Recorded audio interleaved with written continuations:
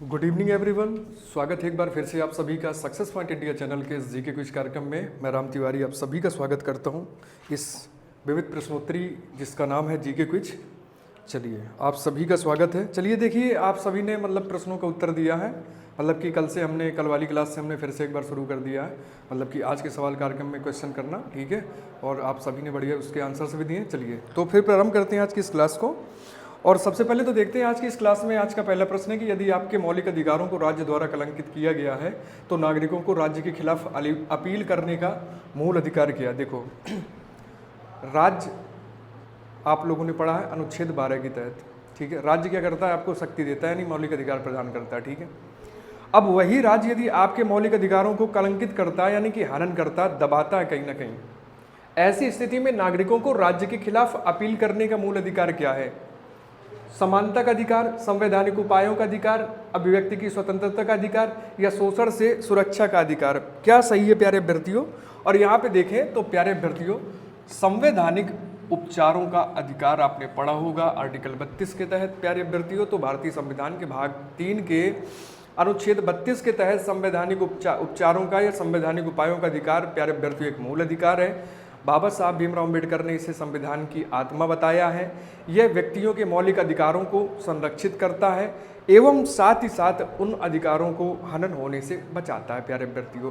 अब इसी आर्टिकल 32 के तहत जो सर्वोच्च न्यायालय है, जो उच्चतम न्यायालय है, वो प्यारे अभ्यर्थियों 5 प्रकार की रिट जारी करती है, ठीक है। वो 5 प्रकार की रिट जारी करती है, जिसमें प्यारे अभ्यर्थियों आपका बंदी प्रत्यक्षीकरण होता है, परमादेश होता है, अधिकार प्रच्छा होता है, उत्प्रेषण होता है प्यारे अभ्यर्थियों, ठीक है। और इस तरीके से आपके कितने 5 होती हैं, ठीक है। उत्प्रेषण होता है। चलिए अब देखिए इधर, ठीक है, ध्यान दीजिएगा। विनोबा भावे द्वारा शुरू किए गए भूदान ग्रामदान आंदोलन को अन्य किस नाम से जाना गया। आरपीएफ एसआई में पूछा गया प्यारे अभ्यर्थियों, ठीक है। विनोबा भावे द्वारा शुरू किए गए भूदान ग्रामदान आंदोलन को अन्य किस नाम से जाना गया। नागरिक क्रांति, हरित क्रांति, रक्त रहित क्रांति, श्वेत क्रांति। और प्यारे अभ्यर्थियों आपने सुना होगा कि भूदान आंदोलन के जो प्रणेता थे वो आपके विनोबा भावे रहे। साथ ही साथ इनके जो भूदान ग्राम आंदोलन था, इसे प्यारे अभ्यर्थियों रक्त रहित क्रांति के नाम से जाना गया था। रक्त रहित क्रांति के नाम से जाना गया था। और बात करें इस आंदोलन की, तो इस आंदोलन को वर्ष 1951 में विनोबा भावे द्वारा शुरू किया गया था।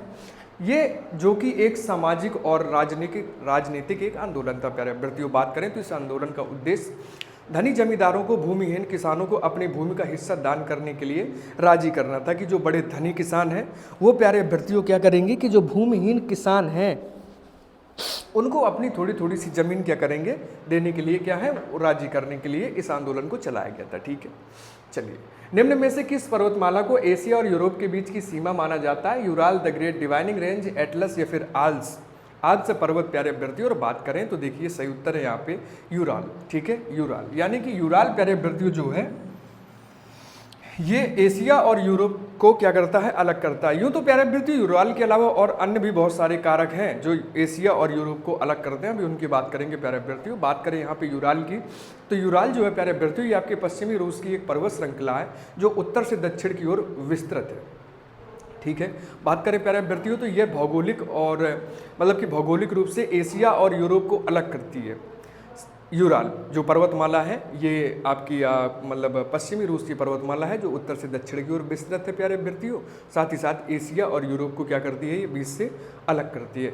बात करें प्यारे अभ्यर्थियों यहाँ पे कुछ अन्य कारकों की, कि अन्य कुछ कारक हैं जो अलग करते हैं प्यारे अभ्यर्थियों। तो उनमें से हम बात करें तो जैसे आपका भूमध्य सागर हो गया, काला सागर हो गया, कैस्पियन सागर हो गया, ये बहुत सारे ऐसे कारक हैं जो एशिया और यूरोप को क्या करते हैं, अलग करते हैं, ठीक है।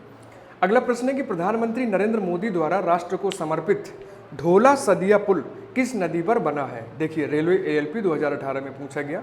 गंगा नदी, यमुना नदी, लोहित नदी या फिर नर्मदा नदी। और यहाँ पे बात करें प्यारे अभ्यर्थियों सही उत्तर की, तो ढोला सदिया का जो पुल है प्यारे अभ्यर्थियों ये आपका कहाँ पर है, ये आपकी लोहित नदी पर बना हुआ है। कहाँ पर है उसकी बात करेंगे हम प्यारे अभ्यर्थियों। तो इसकी बात करें तो प्यारे अभ्यर्थियों देखिए जो लोहित नदी है, सबसे पहले तो ये समझिएगा ब्रह्मपुत्र की मुख्य सहायक नदी है। आपकी जो ब्रह्मपुत्र नदी है, इस ब्रह्मपुत्र नदी की मुख्य सहायक नदी। साथ ही साथ देखिए भारत का जो सबसे लंबा पुल है ढोला सदिया का जो पुल है, इसे भूपेन हजारिका सेतु के नाम से भी जाना जाता है, जो कि 9.15 किलोमीटर लंबा है, यानी कि 9 किलोमीटर, और आपका जो है तो 150 मीटर लंबा है प्यारे अभ्यर्थियों।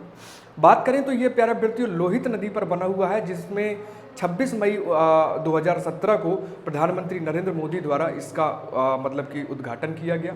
ठीक है, इसका मतलब कि इसको प्रारंभ किया गया। ये जो सेतु है प्यारे अभ्यर्थियों, ढोला सदिया या भूपेन हजारिका सेतु के नाम से जानते हैं, जिसकी लंबाई हमने देखा है कि 9.15 किलोमीटर है। ये जो सेतु है प्यारे अभ्यर्थियों, ये अरुणाचल प्रदेश का जो एक कस्बा है जिसे ढोला कहते हैं, तो अरुणाचल प्रदेश के ढोला कस्बे को और आपके असम के सदिया कस्बे को आपस में जोड़ता है, इसलिए इसे ढोला सदिया का पुल कहते हैं। और साथ ही साथ प्यारे अभ्यर्थियों से भूपेन हजारिका सेतु के नाम से भी जाना जाता है, जो कि भारत का सबसे लंबा पुल है। क्लियर है। अर्थशास्त्र के क्षेत्र में आईपीओ का विस्तृत रूप क्या है? Intended performance object, initial public offering, inventory performance output या फिर इंक्लूसिव प्रॉपर्टी ऑफर। ये देखिए CHSL 19 में पूछा गया प्यारे अभ्यर्थियों। और बात करें कि अर्थशास्त्र के क्षेत्र में आईपीओ का पूर्ण रूप क्या होता है प्यारे अभ्यर्थियों, तो अर्थशास्त्र के क्षेत्र में आईपीओ का पूर्ण रूप होता है आपका प्यारे अभ्यर्थियों इनिशियल पब्लिक ऑफरिंग। ठीक है, इनिशियल पब्लिक ऑफरिंग। ठीक है, ये प्यारे अभ्यर्थियों आपका बिल्कुल सही आंसर होगा। ठीक है, इनिशियल पब्लिक ऑफरिंग कहते हैं प्यारे अभ्यर्थियों।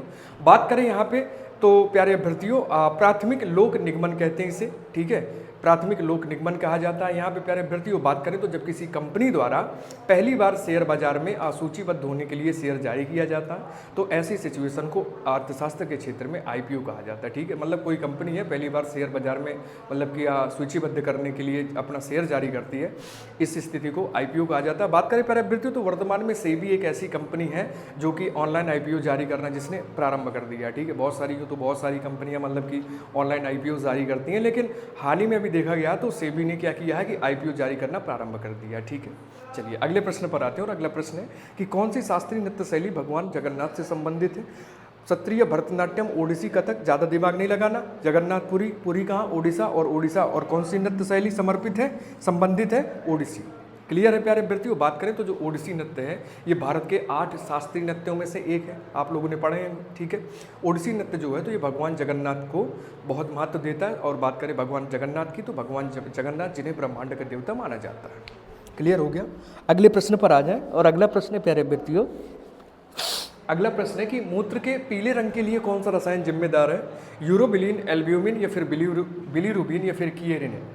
और यहाँ पे बात करें तो मूत्र के लिए जो पीले रंग के लिए जो रसायन जिम्मेदार होता है वो है प्यारे अभ्यर्थियों आपका यूरोबिलिन, यानी कि ए ऑप्शन आपका प्यारे अभ्यर्थियों यहाँ पे बिल्कुल सही है। यहाँ पे बात करें प्यारे अभ्यर्थियों तो मूत्र का जो पीला रंग होता है तो इसका जो वर्णक है यानी कि जो रंग प्रदान करने वाला है वैसे तो देखा जाए तो यूरोक्रोम के कारण होता है, जो कि बेकार आरबीसी से हीमोग्लोबिन का एक विकृत उत्पाद होता है प्यारे अभ्यर्थियों। ठीक है, ये आपका यूरोक्रोम है। ठीक है, यूरोबिलिन जो है ठीक है ये रसायन है। वैसे अगर देखा जाए तो यूरोक्रोम के कारण जो है तो मूत्र का जो रंग होता है ये पीला होता है प्यारे अभ्यर्थियों। साथ ही साथ बात करें तो कुछ ऐसे खाद्य पदार्थ के कुछ वर्णक होते हैं, दवाओं के कुछ ऐसे कलर होते हैं या खाने के चीज़ों के कुछ ऐसे रंग होते हैं जो कि मतलब कि मूत्र के रंग को और भी ज़्यादा पीला करने के लिए क्या होते हैं कि बहुत ज़्यादा सहायक होते हैं। ठीक है, यानी कि उनकी वजह से भी ऐसा पीला रंग हो जाता है। ठीक है, चलिए अगले प्रश्न पर आए। विश्व कंप्यूटर साक्षरता दिवस प्रत्येक वर्ष किस तिथि को मनाया जाता है प्यारे अभ्यर्थियों? 5 जून, 2 दिसंबर, 13 मई या फिर 30 सितंबर। और यहाँ पे बात करें प्यारे अभ्यर्थियों तो सही उत्तर होगा आपका 2 दिसंबर। 2 दिसंबर मतलब कि प्रत्येक वर्ष 2 दिसंबर को विश्व कंप्यूटर साक्षरता दिवस के रूप में मनाया जाता है प्यारे अभ्यर्थियों। कंप्यूटर के बढ़ते उपयोग और इसके महत्व के बारे में जागरूकता पैदा करने के लिए इस दिवस को चुना गया है और प्रत्येक वर्ष के 2 दिसंबर को इस विश्व कंप्यूटर साक्षरता दिवस को सभी लोग आयोजित करते हैं। ठीक है, अगले प्रश्न पर आए। किस फ्रांसीसी यात्री ने काशी को भारत का एथेंस कहा था? किस फ्रांसीसी यात्री ने काशी को भारत का एथेंस कहा था? थेवेनॉट, मनुची, ट्रेवेनियर या फिर बर्नियर। और यहाँ पे बात करें प्यारे अभ्यर्थियों तो बर्नियर था वो यात्री। बर्नियर की बात करें तो बर्नियर ऐसा वो फ्रांसीसी यात्री था जिसने काशी को भारत का एथेंस कहा था प्यारे अभ्यर्थियों। बात करें तो बर्नियर जो है तो एक फ्रांसीसी चिकित्सक और यात्री था जिसने प्यारे अभ्यर्थियों मुगल राजकुमार दारा सिकोह के लिए उसके दरबार में चिकित्सक के रूप में काम किया था। ठीक है, तो बर्नियर था प्यारे अभ्यर्थियों, हमेशा याद रखिएगा। ठीक है, चलिए अगले प्रश्न पर आए तो पूछा गया है कि 2024 विंबलडन टेनिस चैंपियनशिप में पुरुष सिंगल्स का खिताब किसने जीता है? रोजर फेडरर, नोवाक जोकोविच, कार्लोस अल्काराज या फिर मैक्स पर्सेल।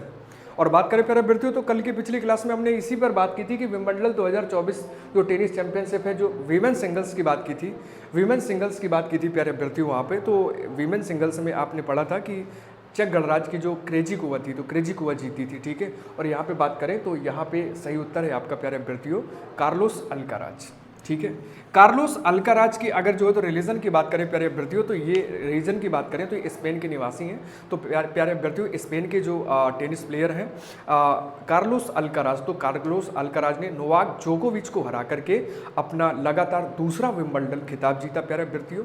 अभी कल जो हमने बताया था कि कल के क्लास में कि वीमेंस सिंगल्स में जो चेक गणराज्य की क्रेजिकोवा ने जीता है, ये इनका पहला था, ठीक है। मतलब इन्होंने विंबलडन पर जो तो चैंपियनशिप पहली बार जीती है और कार्लोस अल्काराज ने क्या किया है, ये इस खिताब को दूसरी बार जीता है प्यारे अभ्यर्थियों, ठीक है। बात करें तो प्यारे अभ्यर्थियों 1 जुलाई से लेकर के 14 जुलाई 2024 तक आयोजित होने वाले यह टूर्नामेंट साल का तीसरा ग्रैंड स्लैम इवेंट है प्यारे अभ्यर्थियों, ठीक है। ये तीसरा ग्रैंड स्लैम एक इवेंट था जो कि टेनिस चैंपियनशिप के रूप में यहाँ पे पुरुष सिंगल्स में कार्लोस अल्काराज ने और वीमेन सिंगल्स में प्यारे अभ्यर्थियों आपकी चेक गणराज्य की क्रेजिकोवा ने जीता है, ठीक है। अगले प्रश्न पर आए और अगला प्रश्न है कि भारत 20 से लेकर के 24 नवंबर 2024 तक किस राज्य में पहला विश्व ऑडियो विजुअल मनोरंजन शिखर सम्मेलन आयोजित करेगा? केरल, महाराष्ट्र, गुजरात या फिर गोवा? और प्यारे अभ्यर्थियों स्क्रीनशॉट लीजिएगा आप सभी लोग। और यहाँ पे बात करें प्यारे अभ्यर्थियों तो सही उत्तर होगा आपका, यहाँ पे सही उत्तर की बात करें तो सही उत्तर होगा प्यारे अभ्यर्थियों गोवा। यानी कि भारत जो है तो 20 से लेकर के 24 नवंबर 2024 तक गोवा में पहले विश्व ऑडियो विजुअल मनोरंजन शिखर सम्मेलन की मेजबानी करेगा। और इसकी घोषणा के लिए प्यारे अभ्यर्थियों इसकी घोषणा केंद्रीय मंत्री अश्विनी वैष्णव ने अभी हाल ही में की है प्यारे अभ्यर्थियों। बात करें इस विश्व ऑडियो विजुअल मनोरंजन शिखर सम्मेलन के उद्देश्य की, तो प्यारे अभ्यर्थियों इसके उद्देश्य की बात करेंगे तो देखिए सहायक नीतियों और मजबूत बौद्धिक संपदा अधिकारों के जरिए भारत में वैश्विक सामग्री निर्माण, ठीक है, भारत में वैश्विक सामग्री निर्माण केंद्र में लाना है प्यारे अभ्यर्थियों, ठीक है। गोवा सबसे पहली बात तो आपका सही उत्तर होगा यहाँ पे।